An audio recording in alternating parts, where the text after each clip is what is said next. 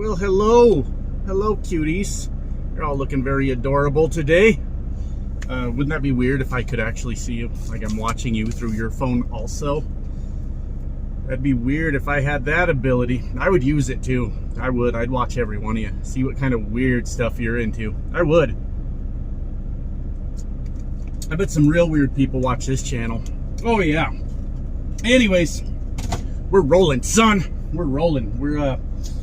I was going to say we're in the beautiful Amarillo, but we could probably leave beautiful off. It's not, I don't know, it's not the worst city ever, but there's nothing. There's nothing. But yeah, we're doing good. We're doing good. I had a glad hand seal leaking. I noticed when I pulled up, I could hear it and I couldn't get it adjusted. I pulling it off and on, so I replaced that real quick. I went to school with a girl, trucking school years ago, with a girl that could never remember the name of them, so she always called them happy hands. That was just the first word that came to her mind, was happy hands. But yeah, we got that replaced. I mean, there's nothing else really going on. We got 422 miles to Denver, and my dispatcher called me and asked me if I wanted to reset at home, and I said I would, but there's no reason to reset. Of course I like going home, of course I do, but right now we're trying to make money. That's what we're trying to do, so I definitely don't want to reset. So we've got 16 hours on the clock. Boring trucking stuff right now. Don't worry, we'll talk about fun stuff later. 16 hours left on the clock now. Tonight I'm recapping nothing, and the next day I'm recapping 4. So I figure that's 12, that's 16 hours over the next 2 days. So I'm at 16 now, so I could run it down another 4 hours and recap. I'd still have 8 hours for the next 2 days. Yeah, that's how that's all gonna work out. And then we start recapping real stuff. 9 hours, 8 hours, you know, all week. So once we get through this little bit of a challenge here, which isn't too bad, we'll get through it, then we'll be able to run another week, because I am planning some time off the week after. So that weekend I will take time off. Not this weekend. We're not ready for that yet. Got to make a little money. Got to make a little money. But that's all that's going on today. Of course, topic at the end of the video that we'll discuss, but now's not quite the time for that. And we're just gonna bang out some more miles to Denver. I'll get. I'm 422 away right now. You know, I could get within 3 hours of it, but that's using up too much time, because I'm trying to get to the recaps. You see what I mean? So that's using up too much time. So I'll get it within 4 hours, but it's due at 7 tomorrow morning. So I got to make sure I'm up about 2 a.m. And rolling by 3 at the latest. And that's how we're going to do that. So that's it. Just a quick overview of kind of what we got going on over here, I guess. And we'll talk to you guys in a bit. See you soon. Good morning again. Good Lord. It is 2 a.m. 2 a.m. That stop at the shop to have the whole DOT inspection thing figured out kind of threw my schedule into a crazy schedule, for lack of a better term, I guess. 250 miles to Denver, and we've got 5 hours to get there, so we're gonna be I was gonna say we're gonna be close, but this is we're gonna be just fine. We're in southern Colorado. We came up through from the Dallas-Fort Worth area, so we're on 287. So this is a really good time to hit 287. It's not a fun time for anyone to be awake at all, but this if you guys are familiar with it, once you get into Colorado on 287, most of it's like 2-lane road or going through towns with 30-mile-per-hour speed limits, and on those 2-lane parts it's like 65 the speed limit, but Raider Express seems to run that road a lot. They're another company out of the Fort Worth area, and one of those guys governed at like 38. So if you can hit this at like a weird time, then for the most part you can, you know, keep your speed up and get through it and get it done. But yeah, they're governed at a very low speed. So this 287 can really suck when it gets busy out here and you're, you know, in a mile-long convoy, and up front is a Prime or a Raider Express, or you know, one of these companies that's governed at a very low speed, and you're like, I guess we just sit here all day. So it's a good time to hit it. It is. But yeah, that's really it. I just need to get over to Denver. I haven't seen anything from dispatch yet, but I have 13 hours on my 70 right now, and I'm gaining 4 tonight, so 13 for the next 2 days, 17 hours. And then we start gaining like the real hours back, 9s and 8s and stuff like that. Yesterday ended up being a long day. That scale in Boise City, Oklahoma, in the Panhandle, I'm sure many of you truckers are familiar with it. It was open, and there were so many trucks in there. Like, they eventually, the DOT officers came out and started pulling people out of the line and saying, just go, get out of here. I was like, I was in the middle of all of it. There were just a ton of trucks, and I was like, is the freight market back? Like, we're all here. We're all in Boise City, Oklahoma. But that was busy. And then just north of there, coming into Colorado, is some construction where it's one lane. So we really kind of had some difficulties yesterday. And I always forget, I have driven Texas so many damn times, and I always forget how goddamn big that state is. You start in like Fort Worth area, and you're like, okay, I just need to take 287 all the way to Denver, and it's like a day later and you're passing Amarillo, and you're like, fuck, man. I've been in this state forever. It's been a long time. So it just goes on and on forever, Texas does. But hey, we made it through, and so I'm gonna go ahead and get this truck down the road, and we'll go from there. We will go from there. So yeah, we'll talk about some more stuff soon, but I gotta get to work. See you soon. Well, we've done it. There we go. Hey, how you like that? Made it to our stop in Denver. We were about an hour early by the time we got figured out where we were supposed to go. 40 minutes early to our appointment. At that point, they gave us a door, and they are unloading it right now. So I need to maybe track my empty miles a little better, but we've got about 2,700 loaded miles. They all pay the same. There's some company, I don't know if that's still a thing. Do some companies still like, oh, we only pay you some for loaded miles or empty miles or something like that? I don't know if that's still a thing. But for anybody that's not a trucker, they all pay the same.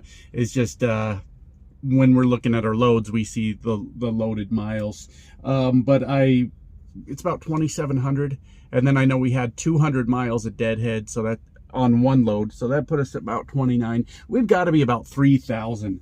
About 3,000. I've got 9 hours left on the 70 today, gaining 4 tonight, so 9, 13 to last me the next 2 days. It's up to them. They could load me today or tomorrow, whatever they feel like doing, and it's a good week. And we just need to get through, I've already said this, but we just need to get through this stretch here, and of today and tomorrow, and then we can recap for all eternity if we want to do that. So hey, we're doing all right though. We're doing okay. I wouldn't mind banging out another 700 miles by, you know, Saturday. That'll put us in that 36, 37, 3,800 mile range for the week, and that's one hell of a comeback to company driver right there, baby. That's how you do that. But we'll see what they come up with. We'll figure it out. But hey, they're already in there unloading, and I'm sure I'll hear something from dispatch soon on what the next move is. Denver, I'm anticipating a beer load. They haul a lot of beer out of here, so that's what I'm thinking will probably happen, but I don't know for sure. Haven't heard anything from them yet, but I am happy to have made it. That was early. That was early getting up, but we did it. That 287 I was talking about kind of did turn into a little bit of a shit show on me. There's guys out there that want to go like 75, and I work for a company that's like crazy about safety. Like they're like on you about safety all the time. So it's a 65 zone. I'm running like 67, and I don't know what to tell you guys. I'm sorry. I'm sorry. So the fast guys were getting frustrated. The slow guys were definitely out there, and I'd hate to use that one road as an indicator, but it's been kind of a dead road for a while. That all that over in Oklahoma yesterday at the scale, there were a lot of trucks. Is the freight market back? Did it come back as soon as I go company? Was I the problem the whole time? I was the one holding everybody back. I know it. As soon as I go company, all of a sudden trucks everywhere. So hey, good luck to you guys out there that still got trucks, I guess, if that's what's going on. But not much else right now. We'll talk about some more stuff here later in the day, but we'll see what dispatch comes up. There's a ton of empty parking spots right out in front of me. So, and this trailer's like less than 10 pallets. I think like 8 pallets in there. So once they have me unloaded, I'm just going to park right in front of me and wait to hear from dispatch, see what our next move is, guys. But let's hope for that another 700 miles or so. We'll see what we do. What's up, guys? So we've been discussing a lot of trucking on this video. There's a lot going on. It's been super busy, which is great. That's what you want to be. And I'm all sweaty. I just ate a bunch of jalapeno poppers, and they were pretty spicy. So yeah, we're doing okay here. I am parked at the place where I'm picking up. It's supposed to be a drop and hook, I think. Like the trailer, it's supposed to be. The trailer that I'm taking is in a dock being loaded right now, and I brought in another trailer, but they hadn't loaded it yet. Whatever. I needed a few minutes anyways. I needed a break, but I fell asleep earlier. And I did something that I haven't done in years when I was sleeping, and it scared me. I got sleep paralysis. Has anyone ever dealt with that? I used to get that every fucking night when I was younger, like through my teens and early 20s. Every time I would try to go to sleep, like I thought I was going crazy for a while before I knew what it was. And it was hard to explain to anyone, and I like thought I was losing my mind, but I did that. And I woke up so like disoriented because I got here at like 7 this morning, and they said my appointment was between 8 and 2, which is why I really was like, oh yeah, that's definitely a drop and hook. And I was like, I need a nap. So I passed out till like 9 and got the sleep paralysis, and I was so disoriented. It's kind of a funny story though, because I went into this place to check in, and there was a driver right behind me, and they have one of those boxes you have to check in on, the touchscreen things, right? And I did that, and I looked at the driver behind me. I was like, is that it? And he's like, yeah. And I was like, okay. And then I walked outside. I'm like, I'm standing around outside going, somehow that didn't feel like it was it. And then my social anxiety takes over. I'm like, now what do? Do I walk back in like an idiot, or what do I do? And so I'm standing outside vaping and just confused about what to do. And I go to walk back in, and the same dude's walking back out, and he stops and he's like, hey, don't you like have a YouTube channel? And I was like, really? Thank you. Like, I obviously, if you guys watch the videos and stuff, I do enjoy meeting you guys, but I was like, I'm so disoriented right now. I'm so confused. And the guy just watched me like walk out of the building, stand around like an idiot for a few minutes. Well, he didn't watch that part. And then I'm walking back in, and I'm like, yeah, I do. I have the channel. So I told him, and then I was like, what do you do here? I have done this thousands of times, not here specifically, but I'm like, was I supposed to talk to someone? He's like, yeah, you just talk to them, and they'll tell you what door to go into. But she said, so I went back in, and the lady said, your trailer is in door 8 already. And then I came out, and a guy was waiting for me, and he's like, we'll load it as soon as we can, but he said we had an appointment at 4, which I don't care. I really needed a break. Anyways, so yes, I met someone that watches my videos today while I was in a state of confusion. So that was no fun. No good, not a good look. Not a good look at all. But that's how that went. I had to go back and recalculate the miles. I actually went back and wrote them down because I'm like, they got me another load is the point, if we've figured that out by now. What I love about this company is they utilize a lot of drop yards and drop and hook. Even if it's not really a drop and hook, they'll find a way, right? So they utilize a lot of drop yards. So they're sending me back to Dallas, and I just got to be there by sometime Saturday, and that will go on this week. So I'm like, okay, I think I'm screwing up the miles because I'm coming up with like 3,800. I'm like, god damn, that is beast mode right there. And I was doing the miles just off the top of my head, but what I did is I thought one of the loads was 1,000 miles plus 200 deadhead. It was 800 miles plus 200 deadhead for 1,000 total. I went back and did all of them, and by the time I deliver this, I'll have 3,421 miles for the week. Now, that's not the 3,800 I thought I had. I'm like, am I going to do like 4,000 miles this week? But those are still big boy miles. Those are still big boy miles right there. I'll take it. So that's where we're at. I'm just waiting to pick this up. I might just take another nap. I don't care. I need the rest, because when you're owner operator or lease operator, it's a little bit different mindset and a little bit different way that you work. You're going for like the best rate per mile that you can get, right? And then you just hope to have a good week. Obviously with being a company driver, you're chasing miles. You want as many miles as possible. And I haven't had to run. I mean, I've done it recently, but it wasn't like on any kind of consistent basis. But I haven't had to run no, 3,000 miles in a week, or especially 3,500 on any kind of consistent basis for a little while. I know we did like 3,700 or so a month or two ago when I was doing the lease. Anyways, I need the rest, so I'm gonna do that, and then we'll get to the final point of this video here in a minute. All right, let's go ahead and get this video wrapped up before anyone else annoys me today. They told me what door to back into. Well, one of our trailers was already there, and they said, yeah, just wait there, and we'll let you know, right? And then another driver, I fell asleep again. Another driver from my company came and woke me up, and he's like, hey, I'm supposed to be getting that trailer. And what they meant to tell me apparently was after that trailer leaves, then back into that same door. So all this time I thought that my trailer had been getting loaded. No, not at all. So I guess we've got time to talk now. So the theme of the day is, well, if it isn't the consequences of my own actions. So my past has come back to haunt me, folks, and we've got we don't have a situation anymore, but we sure did.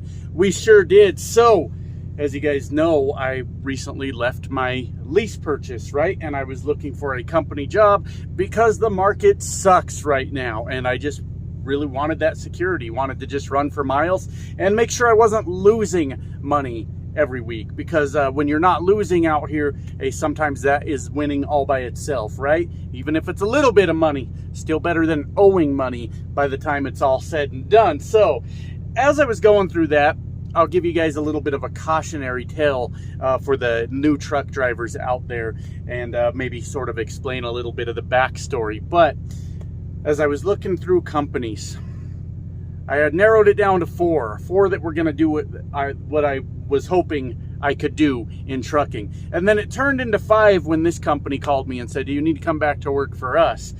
And it's a good thing they did. It's a good thing they did. Out of the original 4, 2 of them denied me, right? Well, let me grab my vape. We are in a down market right now. Hold on, my vape's plugged in. And the economy not so great, right? Which means trucking companies can be more selective with who they hire. None of this is safety related or performance related or anything like that. The 2 that told me they weren't going to hire me, you know what it was? Job hopping. Oh yeah, switching jobs a lot, because I've done that. I absolutely have. And when I look back on it and think about it, I'm not really sure what I was looking for every time I switch jobs. If I go work for this company, will I get more miles? Well, this company says I'll get more miles. This company says I'll get more miles. And all of them will tell you the exact same thing. Come work for us. You'll make plenty of money. We'll have plenty of work for you. And at the time, because the hopping has definitely slowed down, but I needed to get out of that lease, unfortunately, because I had no plans to leave the lease had we been working in a good market. But at the time when I was switching jobs very frequently, I was in a really tough spot. This was back before the YouTube channel, the old YouTube channel, went crazy on me, right? And I was just one income, right? Trying to support a family in Colorado on just one income, because my daughters were very young at the time, so my wife couldn't really, work with any kind of consistency. And I would always panic and be like, oh God, we had a bad week. I don't know how to pay the bills. Fuck it. I'm going to go work somewhere else because it was a very emotional decision, right? I'd be like, I need to make more money right now. And obviously, that wasn't always the best decision. But when you're trying to support a family and you're the only income and you've got a whole family to support, it's very easy to panic and go, how am I going to take care of everybody? I got to keep an eye on this guy. When he pulls out, I can back my trailer in. Anyways, that explains a lot of it then, right? It was just a single income, and I would freak out. I would panic, and I need to find a job that's going to pay me more money. And really, at the end of the day, it's kind of break even when you're doing like dry van reefer type of stuff. Sure, I could get hazmat. Sure, I could do flatbed, all that stuff. But no, it's just not for me. It's just not for me. So I don't do all that. And I hear everybody, you know, tell me that hazmat, it's not that bad. You got to keep your paperwork in order, and there's certain roads you can't go on. Well, being that I'm from Colorado, when you say, hey, you can't take, there's certain hazmat roads, what I hear is Loveland Pass, right over Eisenhower on I-70. Now, I've done it, and I've done it in a truck plenty of times. But when you get up there in winter weather, just dropped my vape, then it's a goddamn nightmare, right? So it's not, to me, in my opinion, as simple as there's just some roads that you can't go on. In Colorado, that's the difference between breezing through Eisenhower in wintertime or going up and over Loveland Pass in wintertime. And that's not a whole lot of fun. I've done it. So I'm just not interested because I understand the general premise is sometimes you have to take a different road. Sometimes that road's a goddamn nightmare too, and you don't want to. You don't want to. So that's just kind of how I think of it. Just no interest in it. And sometimes I tend to get a little bit disorganized with paperwork, and you get yourself in a lot of trouble. But I remember a few years back, I don't know exactly when it was, but there was a guy that was hauling hazmat through Colorado and stopped at the bottom of the mountain before Eisenhower, because Eisenhower's a tunnel, so you can't run hazmat through it. Stopped at the bottom, covered up all his placards or whatever, how you switch them so you're not showing placards anymore, and drove through the tunnel. Well, he got in a lot of trouble because they have cameras at the bottom watching for people to do that. So what a dumb idea that was on his part. Now, I don't know what kind of trouble he got into, but they waited for him. I don't know if they stopped him before or after the tunnel, but they said, what the hell are you doing? What the hell are you doing, boy? You're not supposed to be doing all that. So anyways, that's sort of my reasoning. And when it comes to flatbed and things like that, I'm not in bad shape, but I'm not in great shape, and I don't like working outside, regardless of the weather conditions. In the sun, I burn immediately, like right away. And I have a history now of skin cancer, so I don't need to be out there getting sunburns. I need to try to minimize that. And who wants to be like sweaty and gross all the time? I mean, we kind of have to deal with that sometimes as truckers anyways. But it's just very uncomfortable. And those tarps, they're very heavy, and I don't have like major problems, but I do have lower back pain sometimes. It's enough for me to consider, well, maybe I don't want to do that because I don't want to have lower back pain all the time, right? These are the things I think about. That doesn't mean it don't work for you, don't work for me. I got to be honest, when I'm 50, 60, 70, if I live that long, I don't want to have a beat down body and I'm not able to do anything at all. That just sounds miserable to me. What's the point? So I cruise around on my nice comfy chair and just glide down the road. That's what I do. But anyways, I guess back to the point. Switching jobs really never did me any favors. As nice as it is to have all these fantasies about going into a new job, and they're giving me 3 cents more a mile, and they promised me they were going to keep me busy. Bottom line was I never made any more money by switching jobs. Now, staying over time, our wages have gone up. We saw a substantial jump in driver wages during COVID, and it seems to just kind of be hanging out there, maybe inching up even a little bit. That's for company drivers. I guess that's kind of the best way to do it. But for supporting a family in a high cost of living state, with just the one income, and the one income being trucking, it straight up is hard to do. It's a very difficult thing to do. And for me at the time before, it was always, well, I'm just going to switch jobs. Now, this most recent one with getting out of the lease was to save my ass. There was no sense in going down with that ship. None at all. So I'm here at this company now, and there's going to be times where I get frustrated, get angry, and I didn't get enough miles or all these things. And what I need to do is be more of an adult and just communicate that and say, hey, that's not enough for me. I need more than that. But, you know, wife works now part-time, so that helps out a lot.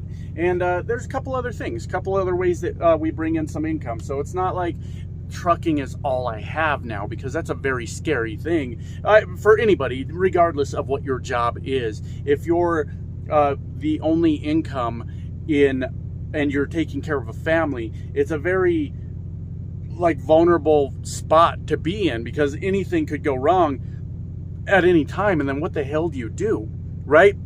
So the point is, I probably switched jobs a lot of times for the wrong reasons, thinking that it would be better somewhere else, the old grass is greener type of thing, and I never really saw a substantial gain when I did that. As a matter of fact, I suffered a lot of loss financially from doing that, because when you leave a company, you've got to move all your stuff, right? And if you're going to a company states away, it's going to take you a couple days to get there. Then you got to get through orientation. I mean, you're out about a week of work by the time you get into another truck, you know, if you have to make a long trip and all those things and get through orientation. Because a lot of these companies now are just blasting you through orientation. Day and a half, 2 days, you're on the road, which is brilliant, because that shit used to be a week long. Yeah, oh yeah, you go in there Monday and you get out of there Friday afternoon with a load, right? It used to be a goddamn week long, and I don't have any idea why.